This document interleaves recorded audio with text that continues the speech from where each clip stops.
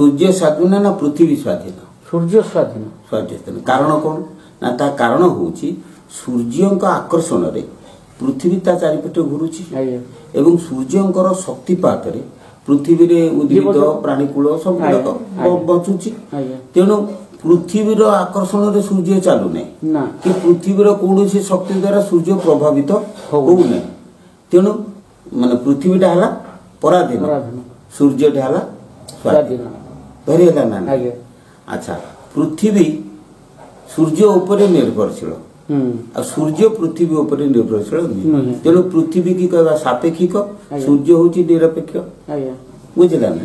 ठीक से बड़ी शरीर भीतर को आस तेणु शरीर प्रत्येक क्रिया रक्त प्रवाह द्वारा होची रक्त विशोधन अम्लजान द्वारा होची अम्लजानटा पवन रु जाउची किंतु पवन होची स्वाधीन शरीर होची पराधीन। शरीर समस्त कार्य पवन द्वारा संपादित होची किंतु पवन रो कौन कार्य शरीर द्वारा संपादित हो ना।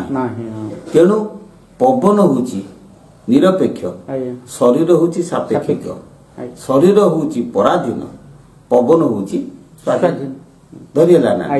अच्छा शरीर यदि पराधीन पवन यदि स्वाधीन तेणु पवन को यदि आमे धरिबा से स्वाधीन पदार्थ यदि धरिबा यदि धरिथिबा आमे शरीर को छाड़ी अंतर पळी जिबा आ शरीर को यदि मुठे की धइलो पवन पाखु को जाई पेलन आमे शरीर को मुठे की धरुचंती मो देह मो गोड़ मो हाथ मु मनीष एगुड़ा सब जो कहउचंती सेतल कोन होउची ना आमे होउचंती शरीर आमे शरीर आमे पवन होबा कथा ना। तेणु प्रथमे शरीर ज्ञान छाड़ी की पवन ज्ञान करो तापर ऊपर को जीवा कौन करबा ये ज्ञान कथा पछर देखिबा मु शरीर नुहे मु पवन ये चिंताधारा करिया पहले सद्गुरु दत्त जिनिस हमको ग्रहण करके मु पवन बोल कि जेतले मन भीतर सिद्धांत हे जीवो तापर मु शरीर ज्ञानटा आमे छाड़ देबो ना से ठाकुर को कथा पुणी बर्तन मु दोहरुची कोन देखिबी देखा रूप वायु सूत्र धरी दृष्टि भांगे वायु टांगे आश्रमे तो हरि देई अजपारे मन देह ज्ञान सुने शून्य हेब दर्शन दृष्टि भांगी वायु टांगी आश्रमे तो हरि वायु टांगी जो वायु जाए यही नासार पवन जाऊँगी यही जगह बांकुची आपको बंकनाल बोली केते कहते जो जगह बांकुची से बांकीबा जगहटा हूँ वायु टांगी से जगह पवन स्थिर हवा दरकार तो वायु टांगी कहती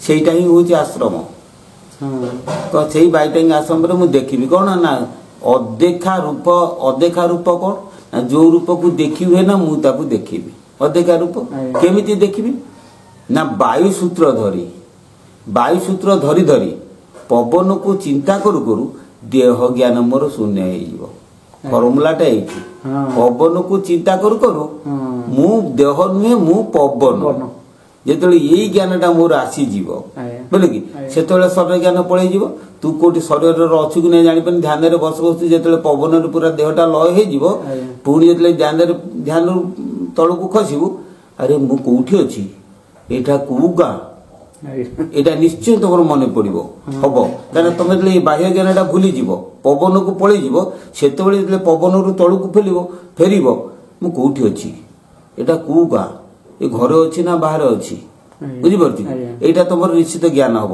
यार गोटे स्व अनुभूति तुमको मुझे शुण तुम्हें भी जाच से अनुभूति तुम्हें जाच मन कर दिने तुम गाधुआ बेले शोल पूरा गाँव निद होगला पुणी जो संज बेले तुम निद भांगला तुम गाँव सकाल तो होगले मुझे तो कौन दांत घोषी किंतु तुम दिन शोच बोल तुम से चेतना धारणा एमती बेले बेले ठीक यही चिंताधारा चिंता कर जो तुम ध्यान में पलि जीव तुम कौटी अच्छ तुम चिंताधारा न फेरला बेले तुम कह मुझे अच्छी मुझे जो तुम प्रगाढ़ मन न हम पवन को जो तुम मनन कर मुनि क्या कहती जे मनन करे मुनि कहती तेणु पवन को आम अहरह मनन करवा दरकार पवन को मनन जेतले करिबा पवन को जेतले चिंता करिबा पवन तो नाकर जाई कोठी जाउची फुसफुस पर्यंत जाउची फुसफुस रु नासा बारु जाउची से जीवा आसीबा करूची तमे चिंता कर पवन होची स्वाधीन ହେଲା କି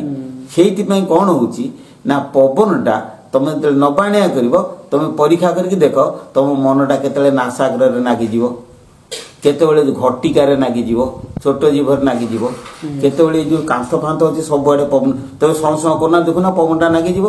ଯୋଉ ଜାଗାରେ ପବନ ନାଗିବ ମନଟା ସେଇଠି ନାଖିଯିବ। ଚଟକଣି ପରୀକ୍ଷା କରି ଦେଖ ତମେ ସଁ କିଣି କର ପବନଟା ଯଦି କୋଉଠି ଗୋଟେ ନାକରେ ନାଗଲା ମନଟା ସେଇଠି ଫଟ ପିଟି ପଳେଇବ। କାହିଁକିନା ମନ ହଉଛି ଭାରି ଚଞ୍ଚଳ ନା, ତମ ଗୋଟେ ମଶା କାମୁଡ଼ିଲେ ମନ ଆଉ ସେଠି ନଥିବ ମଶା ପାଖକୁ ପଳେଇଯିବ। ତେଣୁ ମନଟା ଭାରି ଚଞ୍ଚଳ ସେ ପଳେଇ ଯାଉଛି। ତେଣୁ କ'ଣ କରିବ ନା ପ୍ରଥମେ ଚିନ୍ତା କର ଏ ପବନଟା ମୋ ନାସା ଦ୍ୱାର ଦେଇକି ଯୋଉ ଫୁସଫୁସକୁ ଯାଉଛି ମୋ ଦେହରେ କୋଉଠି ଲାଗୁନାହିଁ। ଏଇଟା ହଉଛି କୌଶଳ। ବସିବ ମୋ ଦେହଟା ପୁରା ହାଲକା କରିଦବ। ଦେହଟା କୌଣସି ଅଙ୍ଗ ଭିଡ଼ି ମୋଡ଼ି ଯୋଉ ଅଙ୍ଗ ଭିଡ଼ି ଦବ ମନଟା ସେଇଠି ରହିଗଲା। ଦେଖୁନା ତମେ ଗୋଟେ ଜିନିଷ ମୁଠେଇକି ରଖ ମନଟା ସେ ମୁଠା ପାଖରେ ରହିଯାଇଛି ନା। ତେଣୁ ତମେ କ'ଣ କରିବ ପୁରା ଶରୀରଟାକୁ ଢିଲା କରିଦବ। ଶରୀରଟାକୁ ଯେତେବେଳେ ସମ୍ପୂର୍ଣ୍ଣ ଢିଲା କରିକି ବସିଲ ପୁରା ବସିଗଲ ତମର ଆସନ ଯୋଉ ଆସନ କର ନ କର ସମ ଆସନରେ ବସ। ସମ ଆସନରେ ବସିଲେ ସମ ହେବ ସମୀର, ମୂଳାଧାର ଚକ୍ରରେ ରଖିବୁ ମନ ହୋଇନ ଧୀର। ତେଣୁ ସମ ଆସନରେ ବସିବ। ତେଣୁ ସମ ଆସନରେ ବସିକି ଶରୀରଟାକୁ ଢିଲା କରିଦେବୁ। ବୁଝିଲେ କି? ଆସନ କାହା କୁହନ୍ତି? ପାତଞ୍ଜଳ ମହର୍ଷି କହିଛନ୍ତି ସ୍ଥିର ସୁଖମ ଆସନମ, ଯାହା ସ୍ଥିର ଏବଂ ସୁଖପ୍ରଦ। ସେ କହିନାହାନ୍ତି ଏଇଟା ପଦ୍ମାସନ, ଏଇଟା ସିଦ୍ଧାସନ, ଏଇଟା ଅମୁକାସନ, ସେଗୁଡା ସବୁ କିଛି କହିନାହାନ୍ତି। କ'ଣ ଆସନର ଡେଫିନେସନ ହେଲା ସ୍ଥିର ସୁଖମ ଆସନମ। ତୁ ପଦ୍ମାସନ କରିପାରୁନୁ ବାଁ ଗୋଡ଼ ଉପରେ ଡାହାଣ ଗୋଡ଼ ପକେଇ ଗୋଟେ ସମାସନ କରିକି ସ୍ଥିର ସୁଖ ଆସନମ ହେଲା। ସ୍ଥିର ଭାବରେ ବସିଲୁ ଶରୀରକୁ ପୁରା ଢିଲା କରିଦେବୁ। ଢିଲା କରିକି ତମେ ଦେଖେ ପବନ ଚାଲୁଛି କି ନାହିଁ। କିନ୍ତୁ ଶରୀରର ଧର୍ମ ହେଲା ପବନକୁ ଚଲେଇବ। ତମେ ନନେଲେ ମଧ୍ୟ ପବନ ବେଳେ ବେଳେ ଚାଲିବ। ତେଣୁ ତମେ ଶରୀରଟାକୁ ତମେ ପବନକୁ ଚଲା ନା, ତମେ ଶରୀରଟାକୁ ଢିଲା କରିଦିଅ। ଲକ୍ଷ୍ୟ କର ପବନ କୁଆଡେ ଯାଉଛି। ବୁଝିପାରିଲେ କି? ସେଇ ଯୋଉ ଲକ୍ଷ୍ୟ କରିବ ସେଟା ଖାଲି ଲକ୍ଷ୍ୟ କଲେ ହବନି। ଏଇ ତ ବହୁତ ଗୁରୁ କହିନାହାନ୍ତି କି ଲକ୍ଷ୍ୟ କରିବା ପାଇଁ। ସେ ଲକ୍ଷ୍ୟ କଲେ ହବ ନାହିଁ। କ'ଣ ନା ତା ଦେହରେ ତମକୁ ଗୋଟେ ଶବ୍ଦ ଯୋଡ଼ିବା ପାଇଁ ପଡିବ। କାହିଁକି? ଦେଖ ମୁଁ ବିଜ୍ଞାନ କହିବି ଆଧ୍ୟାତ୍ମିକ କହିବି। ଶବ୍ଦର ସଞ୍ଚାର ମାଧ୍ୟମ ହଉଛି ପବନ। ଯେକୌଣସି ପଦାର୍ଥ ମାଧ୍ୟମରେ ଶବ୍ଦ ଯିବ, ତରଙ୍ଗାୟିତ ହେଇକି ଯିବ। କଠିନ ତରଳ ବାଷ୍ପ ସବୁଥିରେ ଶବ୍ଦ ଯିବ। କିନ୍ତୁ ବାଷ୍ପଟା ହଉଛି ତାର ଗୋଟେ ମାଧ୍ୟମ, ପ୍ରଧାନ ମାଧ୍ୟମ ବା ପବନଟା ହଉଛି ତାର ଗୋଟେ ମାଧ୍ୟମ। ମୁଁ ତମକୁ କଥା କହୁଛି, ତମେ ଶୁଣୁଛ କେମିତି? ମୋ ପାଟିରୁ ଶବ୍ଦଟା ପବନ ମାଧ୍ୟମରେ ଯାଇ କାନକୁ ଯାଉଛି। ବୁଝିପାରୁଛ କି? ତେଣୁ ପବନ ଦିହରେ ଯଦି ଶବ୍ଦ ଉଚ୍ଚାରଣ ନ କରିବ ସିଏ ଶବ୍ଦଟା ତମକୁ କୋଉଠିକି ନବ। ଆଚ୍ଛା ଆଉ ଗୋଟିଏ କଥା, ଆକାଶର ଧର୍ମ ହେଲା ଶବ୍ଦ। ଆକାଶର ଧର୍ମ ହେଲା ଶବ୍ଦ। ଆଚ୍ଛା ପବନ ଆକାଶର ନିକଟବର୍ତ୍ତୀ ପଦାର୍ଥ। ତମେ ପରୀକ୍ଷା କରି ଦେଖ, ବାହାର ମତରେ ଦେଖ, ପୃଥିବୀ କି ଛାଡ଼ିଲେ ପବନ, ପବନକୁ ଛାଡ଼ିଦେଲେ ଆକାଶ। ଠିକ ସେଭଳି ଭିତର ମତରେ ଦେଖ ଯେ ଆକାଶର ନିକଟବର୍ତ୍ତୀ ପଦାର୍ଥ ହଉଛି ପବନ। ଆକାଶର ଯଦି ନିକଟବର୍ତ୍ତୀ ପଦାର୍ଥ ପବନ ହେଲା କି ଆଉ ଶବ୍ଦ ହଉଛି ଆକାଶର ଧର୍ମ। ତେଣୁ ମୁଁ ଯଦି ପବନରେ ଗୋଟେ ଶବ୍ଦ ଉଚ୍ଚାରଣ କରେ ଏବଂ ସେଇ ଶବ୍ଦକୁ ଯଦି ଆକାଶ ସହିତ ସଂଯୋଗ କରିଦିଏ ହେଲା, ସଙ୍ଗେ ସଙ୍ଗେ ମନ କ'ଣ କରିବ? ଶରୀର ତ ଯାଇକି ପବନରେ ଥିଲା, ପୁଣି ପବନରେ ଶବ୍ଦ ଉଚ୍ଚାରଣ କରୁ କରୁ ପବନକୁ ଛାଡ଼ି ଆକାଶକୁ ପଳେଇବ। ହେଲା କି? ଆଉ ଆକାଶକୁ ପଳେଇ ଗଲେ ପୁଣି ସେଇଠୁ କ'ଣ ହବ ନା ଆକାଶରୁ ସେଇଠୁ ଯିବୁ ମହାକାଶକୁ, ସେ ଅଟୋମେଟିକ ପଳେଇଯିବ। ତେଣୁ ନବ କିଏ ସେ? ତେଣୁ ଆମକୁ ଉଠେଇକି ଉପରକୁ କିଏ ନବ ନା କେବଳ ଶବ୍ଦ ହିଁ ନବ। ମନେ ରଖ, ପବନ ମାନେ ଶବ୍ଦ ହିଁ ପବନ ରହିଯିବ କିନ୍ତୁ ପବନ ଯୋଗେଇ ଦବ କୋଉଠିକି? ଆକାଶକୁ। ତମେ ଗୋଟେ ଗାଡିରେ ଯାଉଛ, ସେ ଗାଡିଟା ତମ ଲକ୍ଷ୍ୟସ୍ଥଳକୁ ଯିବନି, ସେ ଗାଡି ବାଲା କ'ଣ କରିବ କହନି? ତମେ ଅଧା ବାଟେ ଯିଏ ସେଠିକି ଯିବ ତାକୁ ଦେଖେଇ ଦେଇକି ସେ ତାର ପଳେଇ ଆସିବ। ହବ ନା ନାଇଁ?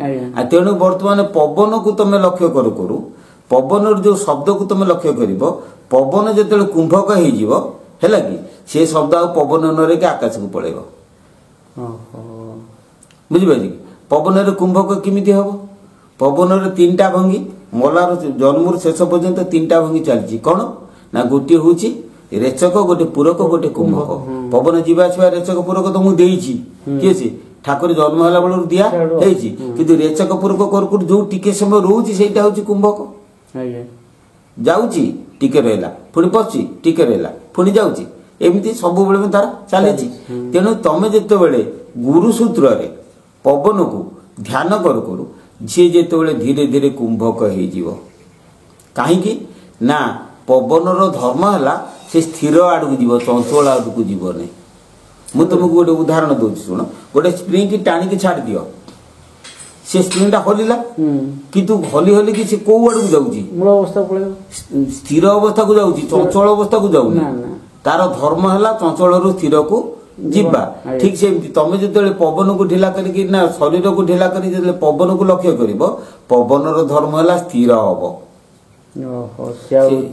ଚଞ୍ଚଳ ହବନି ସ୍ଥିର ତା ଧର୍ମଟା ବା ସେଇଆ ତେଣୁ ଚଞ୍ଚଳ କିଏ କରୁଛି ନା ଚଞ୍ଚଳ ଆମ ଶରୀର କରୁଛି ଆମ ଶରୀରରେ ମନର କାମନା ବାସନା କରୁ ସବୁଟା କରୁଛି ତେଣୁ ମନ ତମେ ଯଦି ମନଟାକୁ ଗୁରୁ ସୂତ୍ରରେ ପବନ ଧୀରେ ଯୋଗ କରିଦବ ପବନର ଧର୍ମ ହେଲା ସିଏ କଣ କରିବ ନା ଧୀରେ ଧୀରେ ଧୀର ହବ ଆମ ଗୁରୁ ସେଥିପାଇଁ କହିଲେ କଣ ନାମ ଭଜନ ନାଶାଶ୍ରିତ ପବନ ବଳେଟି ସ୍ଥକିତ ମୋ କଥା ବୁଝିପାରିଲେ ନା କଣ ନାମ ଭଜନ ଅନାଶ୍ରିତ ନାଶାଶ୍ରିତ ନାଶରେ ଯୋଉ ପବନ ଯାଉଛି ସେ ପବନକୁ ଆଶ୍ରୟ କରିକି ନାମ ଭଜନ ଯଦି କରିବା କରୁ କରୁ କରୁ କରୁ ପବନ ବଳେ ଠକିତ ହେଇଯିବ ମୁଁ ପବନକୁ ଚଲଉଛି ଭାରି ବାହାଣିଆଟା ମୁଁ ଅହଙ୍କାର ଆସିଯିବ ନାଇଁ ପବନ ମୁଁ ଚଲଉନି ପବନ ତାର ବଳେ ବଳେ ଚାଲିଛି ଯଦି ପବନ ବଳେ ବଳେ ଚାଲିଛି ମୁଁ ତାକୁ କଣ କରିବି ଲକ୍ଷ୍ୟ କରି ସେ କେମିତି ଲକ୍ଷ୍ୟ କରିବି ଗୋଟେ ଶବ୍ଦ ଦ୍ଵାରା ସଦ୍ଗୁରୁ ଦତ୍ତ ମନ୍ତ୍ର ଦ୍ଵାରା ମୁଁ ପବନକୁ ଲକ୍ଷ୍ୟ କରିବି ଖାଲି ଲକ୍ଷ୍ୟ କଲେ ହବନି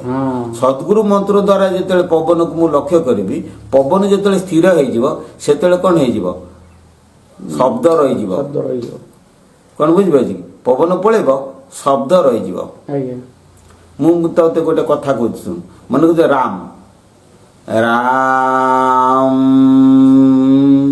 ରା କହୁଥିଲୁ ଅମ୍ ଯେତେବେଳେ ହେଇଗଲା ସେତେବେଳେ କଣ ହେଇଗଲା ସ୍ଥିର ହେଇ ଆସୁଛି ସେ ଅଙ୍ଗ ହେଇକି ଠାକୁର ଅଙ୍ଗ ଯେବେ ଲକ୍ଷ୍ମୀ ବୃନ୍ଦାବନକୁ ଯାଇ ତେଣୁ ସେ ଅଙ୍ଗ ଟା କଣ କରିବ ନା ଅନୁସାର ଟା ନେଇ ନେଇ ନେଇ ନେଇ ସିଧାସଳଖ କୋଉଠି ଆକାଶକୁ ପଳେଇଯିବ ବାସ୍ ପବନରୁ ଉଠିଗଲି କୋଉଠିକି ଆକାଶକୁ ଆକାଶରୁ ଯେତେବେଳେ ପଳେଇଗଲୁ ସେଠି ରହିଲେ କି ସିନା ଅର୍ଦ୍ଧମାତ୍ରା ବିନ୍ଦୁ ଆକାଶରେ ହେଲା ଆକାଶରେ ଅର୍ଦ୍ଧମାତ୍ରା ପବନରେ ମାତ୍ରା ଥିଲା ଆକାଶକୁ ପଳେଇଗଲୁ ଅର୍ଦ୍ଧମାତ୍ରା ହେଇଗଲା କେତେ ବିନ୍ଦୁ ବିନ୍ଦୁ ଯେତେବେଳେ ହେଇଗଲା ବିନ୍ଦୁ ସ୍ତରକୁ ଯେତେବେଳେ ଯିବୁ ସେତେବେଳେ କନା ପବନ ସ୍ଥଗିତ ପବନର ଆଉ ସ୍ଥିର ନାହିଁ ପବନ ସ୍ଥିର ହେଇଗଲା ପବନ ଯେତେବେଳେ ସ୍ଥିର ହେଇଗଲା ସେତେବେଳେ କଣ ହେଇଯିବ ନା ଖାଲି ଗୋଟେ ଇକ୍ଷଣ ଦ୍ରଷ୍ଟା ରୂପରେ ଖାଲି ଅନେଇଥିବୁ ଦ୍ରଷ୍ଟା ରୂପରେ ଦେଖୁଥିବୁ ପବନ ତ ନାହିଁ ନା ଦୃଷ୍ଟି ରୂପରେ ଖାଲି ଅନେଇଥିବୁ ସେଇ ସମୟରେ ଚିନ୍ମୟ ରୂପ ତତେ ଦର୍ଶନ ହବ ତେଣୁ ଏ ପବନ ମନ ଏ ଦିଟାଙ୍କେ